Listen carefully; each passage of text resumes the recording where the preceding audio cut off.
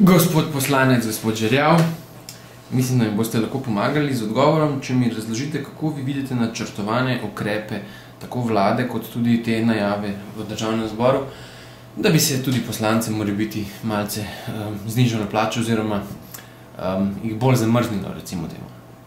No, jaz sem prepričan, da je prav, da seveda si solidarnostno na nek način pristopimo k tem, kako bi rekel, šparanju ali pa zategovanju pasu.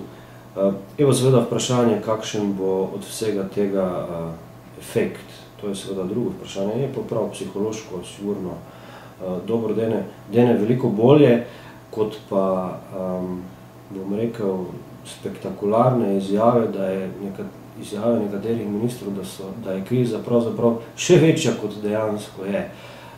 Skratka, po moji oceni neko dramatiziranje stanja, ki je, pravzaprav celotno zgodbo še dodatno zaostrujem. Po moji oceni to ni dobro. Po moji oceni je treba kljub vsemu, kakorkoli že je, na celo stvar gledati iz pozitivnega zornega kota in se jo tudi tako lotevati.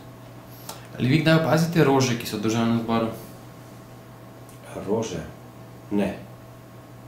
Pa niste nikoli opazili cvetje, ki stane pregrešnih 41.000 evrov na leto? No, odkrito povem, da na to nisem bil nikoli pozoren, res je, da niti nisem dolgo v državnem zboru, pa tudi prej nisem kaj dosti hodil, tako da odkrito povem, da tega nisem opazil. Če bi rekel, da sem, bi se zlagal. Pogrešali jih ne boste, kot sem vas razumel? Ne. Če jih ne bo, glede na to, da jih do sedaj nisem opazil, jih tudi v prihodnje najbrž ne bi pogrešal. Ste pripravljeni, da se vam zniža plača? Zamrzne?